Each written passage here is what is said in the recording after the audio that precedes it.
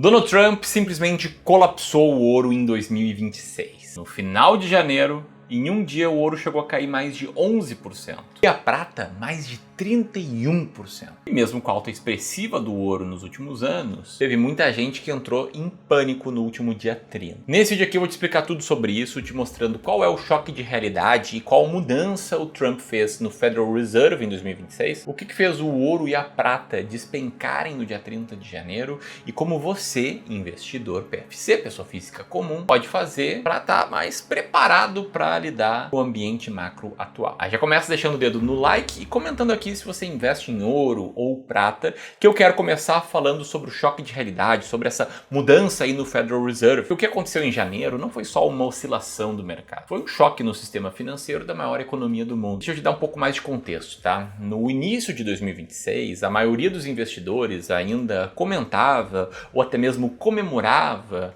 os recordes históricos na cotação de vários metais, dentre eles ouro e prata. Tá falando aqui de quase 180% de alta no ouro nos últimos 5 anos e mais de 73% só em 2025. E com a prata o cenário era ainda melhor, ainda mais absurdo. Mais de 200% de retorno em 5 anos e 160% só nos últimos 12 meses. Só que no último dia 30 de janeiro, os investidores viram um colapso repentino acontecer nesses metais preciosos. A prata caiu mais de 30%, registrando o segundo pior dia de negociação da história. Já o ouro caiu cerca de 11%, que parece pouco ali perto da prata, mas poxa, 11% num só dia é coisa pra caramba. Aí para você entender esse reset, que é o termo que se popularizou, né? O termo que todo mundo usa aí, quando a gente coloca no vídeo todo mundo clica, mas enfim, para entender esse reset, a gente precisa falar de quem manda na impressora de dinheiro do mundo, Banco Central norte-americano, o Federal Reserve. Recentemente, o clima entre Casa Branca e o Federal Reserve era um clima de guerra declarada.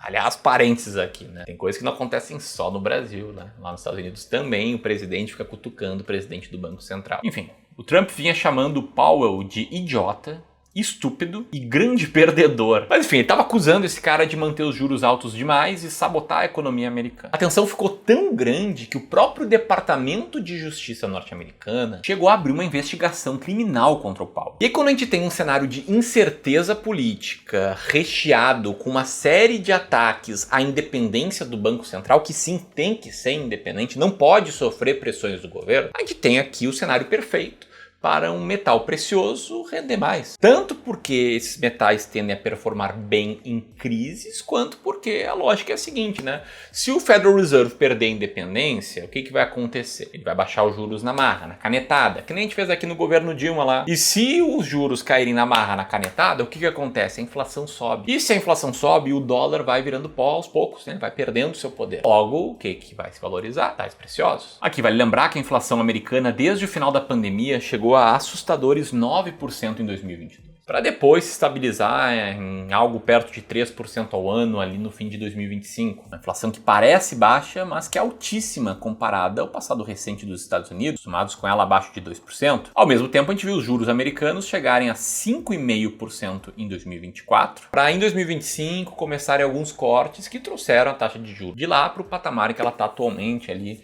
entre 3,75% e 13,5% ao ano. E a discordância principal do Trump em relação ao Powell é a velocidade nesse ciclo de corte da taxa de juros, até para entender o porquê.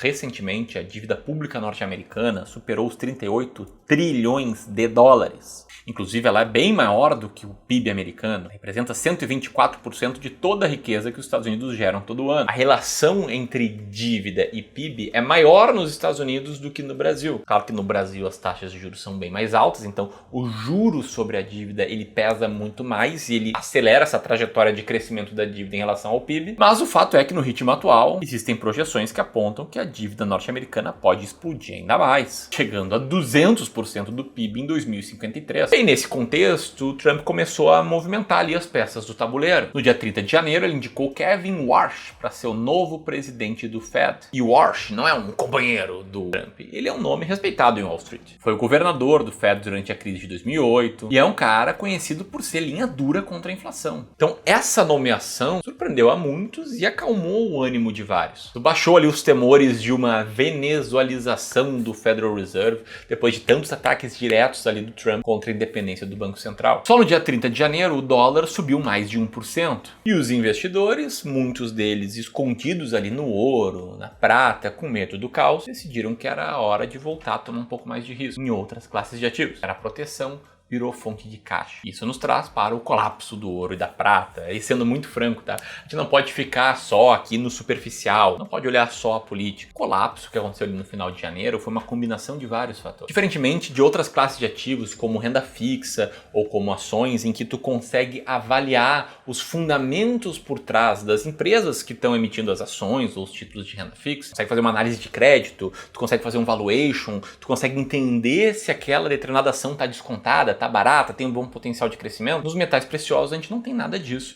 Eles têm um funcionamento de commodity. E o preço é unicamente atualizado por leis de oferta e demanda. Não tem como fazer uma análise e falar, olha, o ouro tá barato. Ali o yield do ouro tá maravilhoso. Não tem. Quem compra ouro, quem compra prata, ou é para se proteger, ou está comprando na esperança de que alguém vai pagar mais caro por esse ativo no futuro próximo, no futuro de médio e longo prazo, que você vai ganhar dinheiro com isso. Lembra muito o Bitcoin. A prata, por exemplo, antes do colapso do 30 de janeiro, acumulava uma alta de 125% em apenas 6 meses, e mais de 160% em um ano. Só para você ter uma noção de escala aqui, a euforia era tanta que no começo de fevereiro, o volume de negociação do ETF de prata superou o volume da Apple e da Amazon somadas, alcançando 40 bilhões de dólares. Porém, nesse caso, essa movimentação só acentuou o tamanho da queda do ouro e da prata, que em relação à máxima chegaram a cair 21% e 40% respectivamente. Dito isso, diferentemente do ouro, que é quase puramente financeiro, a prata tem uma dupla personalidade. O ouro, sim, é um bom condutor, tem várias propriedades positivas, mas a prata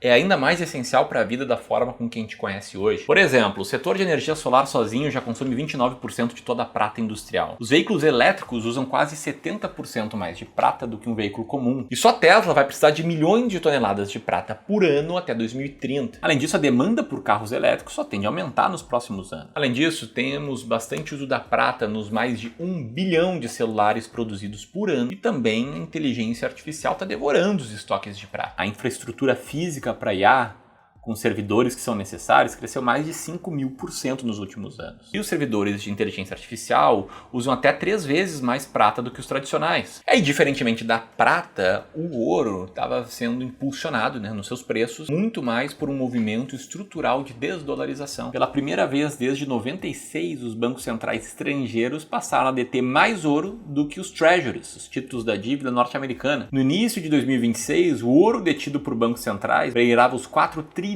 de dólares, consolidando um movimento de compra de ouro pelos bancos centrais que já tinham se acentuado a partir de 2022. Porém, essa indicação de um Federal Reserve mais estável, a indicação de um nome como o do Warsh, sugeriu que os Estados Unidos podem seguir com sua disciplina fiscal. E depois de toda essa contextualização, a gente consegue entender um pouquinho mais o que aconteceu nos movimentos recentes do ouro e da prata. Se o dólar é forte, se os juros continuarem atrativos, o custo de oportunidade de carregar ouro, que não paga juros, não paga dividendo, ele fica caro demais do ponto de vista de muitos investidores. Quando o mercado percebeu que o Warsh pode, na verdade, estabilizar o dólar, essa aposta especulativa na prata e no ouro, elas passaram a fazer um pouco menos de sentido. Todos esses fatores fizeram a prata e o ouro despencarem no dia 30 de janeiro. O que incrivelmente faz com que nos últimos 30 dias a prata esteja meio que no 0 a 0, porque subiu muito até dia 29 de janeiro, aí despencou, chegou a cair mais de 36%, e aí subiu um pouquinho, ficou nesse patamar aí bem abaixo de onde estava antes. E aí, sendo honesto contigo, nesse momento eu sei que alguns vão se perguntar, beleza, Ramiro, agora que caiu bastante não é um bom ponto de entrada? Enquanto outros vão dar um passo para trás e perguntar, tá, e aí?